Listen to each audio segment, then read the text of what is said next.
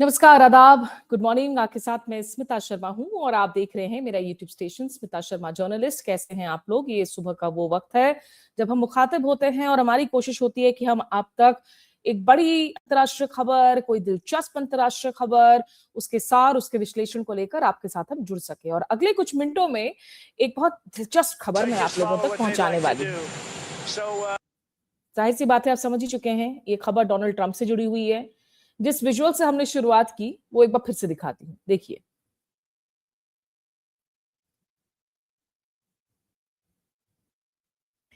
ये गजब जो एनिमेशन है, ये दरअसल ईरान की अजरबैजान की एम्बेसी ने बनाया है और जिसका नाम दिया है द केटरिंग एस्केप। जी हाँ, आज एक डोनाल्ड ट्रंप से जुड़ी हुई खबर है जो इस वक्त आपको अमेरिकन मीडिया में छाई हुई नजर आएगी, सुर्खियों में है। और ये खबर बताई जा रही है कि डोनाल्ड ट्रंप पिछले महीने जब तुर्की गए हुए थे और वहां से नेटो समिट में शिरकत करने के लिए, आपको याद है, वहां सीरिया के जोलानी, ज़ेलेंस्की मौजूद थे। ट्रंप ने अर्दोआन की काफी तारीफ की थी, ज़ेलेंस्की के साथ मजाक किया था कि हो सकता है हम मॉस्को में ही अगली बैठक कर ले रूस और यूक्रेन के बीच में, और ज़ेलेंस्की ने तपाक जवाब दिया था कि वहां पे बहुत यूक्रेनियन ड्रोन है, वो खतरनाक होगा। इस दौरान जो आज खबर आई है, जो इस वक्त छाई हुई है सीबीएस न्यूज से लेकर वॉशिंगटन पोस्ट तक, उसमें कहा जा रहा है कि तुर्की से जब नेटो समिट खत्म होने के बाद डोनाल्ड ट्रंप का एयरफोर्स एयरक्राफ्ट टेक ऑफ करने वाला था, उसके एन पहले ट्रंप ने दरअसल अपने जेट को छोड़ा। 5 मिनट बाद जब वो एयरफोर्स वन को छोड़ते हैं, और उसके बाद आप देख सकते हैं वॉशिंगटन पोस्ट के हवाले से ये जो छोटी सी एक वीडियो है कि कैसे 6 मिनट में इस केटरिंग ट्रक में बैठकर जो है डोनाल्ड ट्रंप एक दूसरे जेट में पहुंच जाते हैं। ये एक यूएस सूत्र को कोट करके कहा जा रहा है। देखिए, अब इसके कुछ और मायने भी हो सकते हैं, वो आपको बताएंगे, लेकिन ये ईरान ट्रोल कर रही है इस वक्त कि कुछ ऐसे सब्जियों के बीच में और खाने की ट्रेस के बीच में बैठकर जो है डोनाल्ड ट्रंप वहां से एस्केप करने को मजबूर हुए हैं। ये कहा जा रहा है कि अमेरिका और उनके एलाइज को ये पता चला कि ईरान और उनके जो प्रॉक्सी ग्रुप्स हैं वो मिलकर डोनाल्ड ट्रंप की जान लेने की एक साजिश रच रहे हैं। और इस बाबत जब इंटेलिजेंस मिली, तो जब वो अंकारा से निकले, सीबीएस न्यूज के मुताबिक प्रेसिडेंट जो हैं कुछ इस तरीके से उनको एक सब्जी और खाने की केटरिंग ट्रक में बिठाकर उनको वहां से हटाया गया। देखिए, ये वापस से आप, है ना, ये आप देख रहे हैं एयरपोर्ट केटरिंग ट्रक, और उसके उधर जो है एक C-32A है, एक छोटा विमान है। तो ये जो एयरफोर्स C-32A है, एयरपोर्ट की एक केटरिंग ट्रक आती है। आपको पता ही है, जब विमान लैंड होता है, टेक ऑफ होता है, तो उसमें ईंधन की सप्लाई होती है, फिर खान पान की सामान को रिप्लेनिश किया जाता है। तो ऐसा ही हुआ, लोगों को लगा, और डोनाल्ड ट्रंप के साथ तो पूरा का पूरा एक प्रेस का जमावड़ा भी चलता है, तो प्रेस के जमावड़ा को भी लगा कि चलो खाना वाना जो है वो आ रहा है। लेकिन जब वो केटरिंग प्लेन आकर लगाया जाता है, अटैच किया जाता है, उस केटरिंग प्लेन में अंदर बैठकर, देखिए क्या होता है जब प्राइम मिनिस्टर, प्रेसिडेंट वगैरह जाते हैं, क्योंकि ये विमान बड़े होते हैं। हम लोग पहले मिस्टर वाजपेयी, डॉक्टर मनमोहन सिंह के साथ ट्रैवल कर चुके हैं, जहां तक इंडियन एयरक्राफ्ट का सवाल है, प्राइम मिनिस्टर्स का। जाहिर सी बात है, जो एकदम प्राइवेट एरिया है प्राइम मिनिस्टर प्रेसिडेंट का, वहां तो आप जो लोग प्लेन में सवार हैं, जिसमें सिक्योरिटी फोर्सेस हो सकते हैं, मीडिया कर्मी या कुछ डिप्लोमैट्स, वो लोग 24/7 जो है वो लगातार एक्सेस नहीं करते हैं उस कैबिन का, जो बिल्कुल प्राइवेट स्वीट स्पेस है प्रेसिडेंट का या प्राइम मिनिस्टर का। जब उनको इंटरैक्ट करना होता है दूसरे लोगों के साथ में, सोचिए अगर मीडिया से इंटरैक्ट करना है तो वो बाहर आ जाएंगे, बाहर आकर जो है वो बात करेंगे लोगों से। लेकिन विमान के अंदर एक प्राइवेट स्पेस होता है और जिसकी एंट्री और एग्जिट अलग होती है। वो आपकी नॉर्मल एंट्री और एग्जिट, क्योंकि विमान में तो आपको पता है ये 2 एंट्री और एग्जिट है, तो जो सामने वाली जो रो है जहां स्पेस स्टेयरकेस लगती है, जब प्रेसिडेंट वहां से चढ़ते हैं, उनके और विमान के रेस्ट ऑफ द पीपल और पैसेंजर्स के बीच में एक there is a cabin which separates that space, और दूसरे लोग जो है वो पीछे वाले स्पेस से एंटर एग्जिट करते हैं। तो जो बिल्कुल खासों खास होते हैं प्रेसिडेंट प्राइम मिनिस्टर के, वो उस कैबिन के अंदर जाते हैं। अगर उनको इंटरेक्शन करनी हो मीडिया से, तो वो अपने कैबिन से बाहर आकर विमान के अंदर ही जो है इंटरेक्शन करते हैं। तो वो सामने वाली एंट्री एग्जिट में आपने देखा कि किस तरह से एक केटरिंग ट्रक जो है वो लगाई जाती है और उस केटरिंग ट्रक के लगाने के बाद, ये 5 मिनट बाद लगाया जाता है, जब डोनाल्ड ट्रंप अब आकर बोर्ड कर लेते हैं, और उसके बाद इस केटरिंग ट्रक में बैठकर जो है वो पीछे से जाकर C-32A में सवार हो जाते हैं, जो एक दूसरा विमान वहां पर लगाया गया था।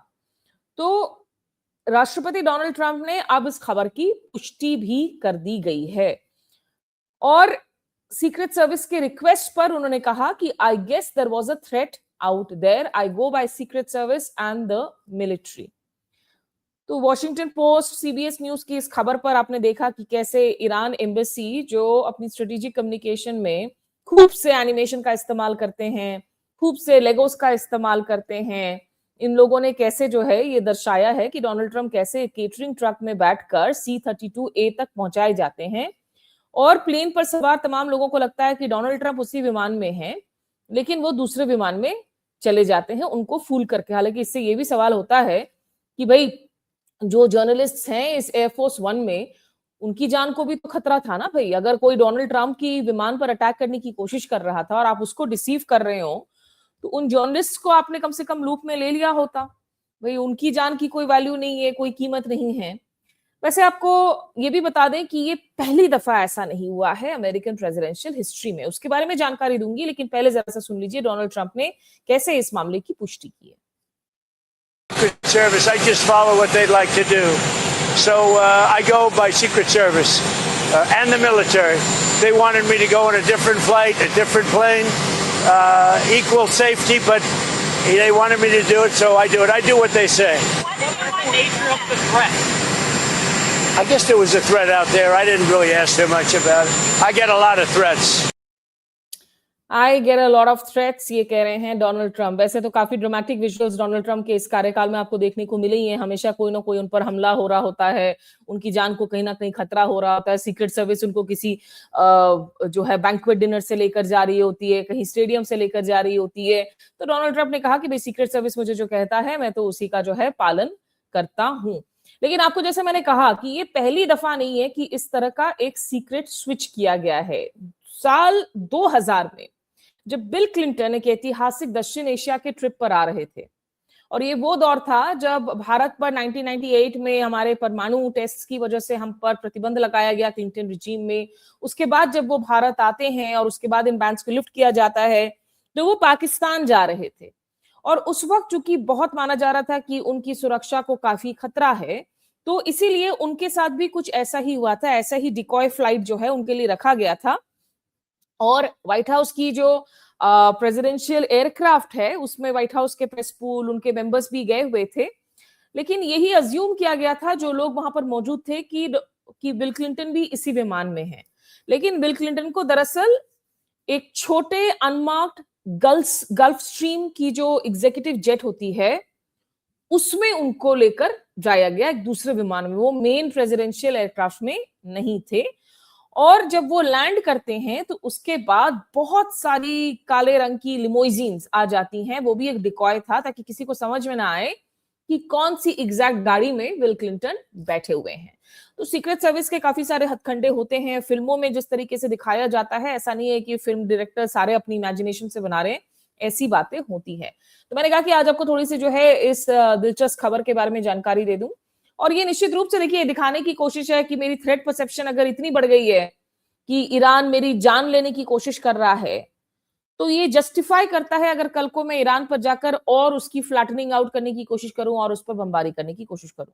तो उस कैवियाट के साथ हमें इस खबर को देखना होगा। जब इस तरह की खबरें आती हैं, लीक होती हैं, कोई ऑफिशियल इस खबर की जानकारी देता है, तो उसके पीछे एक एजेंडा हो सकता है, एक संदर्भ हो सकता है। ये मुमकिन है कि ईरान से जेन्युइनली डोनाल्ड ट्रंप की जान को खतरा था, लेकिन ये भी मुमकिन है कि इस तरह की खबरों को प्रेस के पास में लीक करके एक माहौल बनाने की कोशिश की जाती है कि भाई इस वक्त डोनाल्ड ट्रंप एक तो जो अनपॉपुलर हो रखे हैं अमेरिका के अंदर अपनी इस युद्ध की वजह से, उनकी पॉपुलैरिटी रेटिंग्स गिर गई हैं, और अगर वो वापस से युद्ध को और ज्यादा एस्केलेट करना चाहें, बढ़ाना चाहें, मध्यावधि चुनाव होने अमेरिका में नवंबर के पहले, तो आप सोच लें कि इसमें एक सिंपैथी फैक्टर काम करे कि भाई डोनाल्ड ट्रंप की जान को इतना खतरा था कि उनको एक केटरिंग जो है ट्रक में बैठकर एक दूसरे विमान में जाना पड़ा। तो आप सोच ले अमेरिका की प्रेसिडेंट के असैसिनेशन का सवाल था, इसीलिए हम ये कदम उठा रहे हैं। फिलहाल एक छोटी सी खबर और आपको दे दूं मैं, लेकिन बहुत अहम खबर है और इस खबर पर हम पहले भी बात कर चुके हैं कि कैसा ईरान ने नुकसान पहुंचाया है अमेरिका के हथियारों को। न्यूयॉर्क टाइम्स ने वापस से एक खबर की है जिसमें उन्होंने कहा है कि अमेरिकन फोर्सेस ने पिछले साल जब ईरान ने जॉर्डन में अमेरिकी बेस पर अटैक किया, जिस दौरान लिंडसे ग्राहम का फ्यूनरल चल रहा था, ज़ेलेंस्की नेतन्याहू दोनों अमेरिका में मौजूद थे, और उसकी जवाबी कार्रवाई में अमेरिका ने कम से कम 50 पेट्रियट इंटरसेप्टर्स एक दिन में फायर किए हैं। तो रफली $200 मिलियन एक ही दिन में उनके उड़ गए, क्योंकि हर इंटरसेप्टर की कीमत $4 मिलियन की होती है।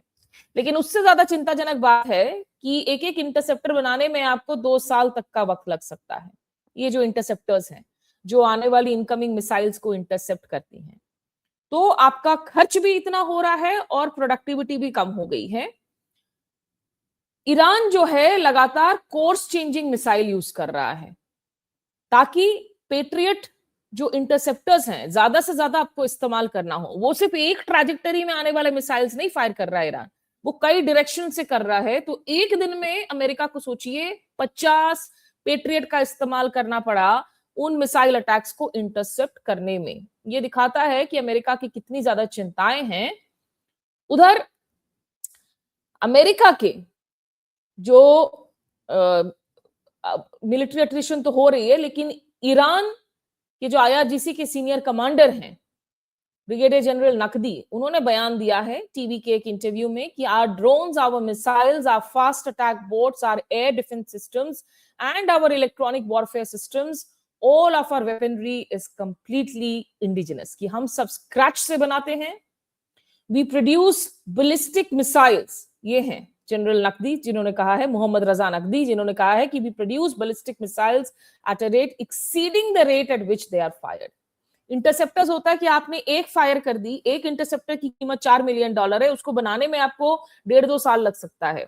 ईरान कह रहा है कि हम जो बैलिस्टिक मिसाइल फायर करते हैं वो उससे ज्यादा तेजी से हम बना भी देते हैं।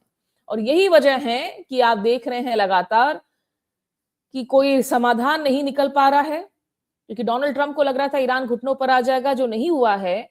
और ईरान तैयार है कि ये अगर एक लंबी युद्ध है, हम इसे लड़ेंगे। इसके बारे में कल के व्लॉग में मैं बात कर चुकी हूं, वो आप देख सकते हैं कि ईरान की जो मैसेजिंग है कि हम हड़बड़ाहट में डोनाल्ड ट्रंप के साथ निगोशिएट नहीं करेंगे, जरूरत पड़ी तो उनका जो टर्म खत्म होगा 2029 में, तब तक हम इंतजार कर लेंगे। तो यही कुछ अपडेट आज सुबह आप लोगों के लिए लेकर आनी थी। अभी के लिए बस इतना ही। हमेशा की तरह हमें बताइए किस शहर से, किस मुल्क से देख रहे हैं हमें। And have a good day. नमस्कार, आदाब।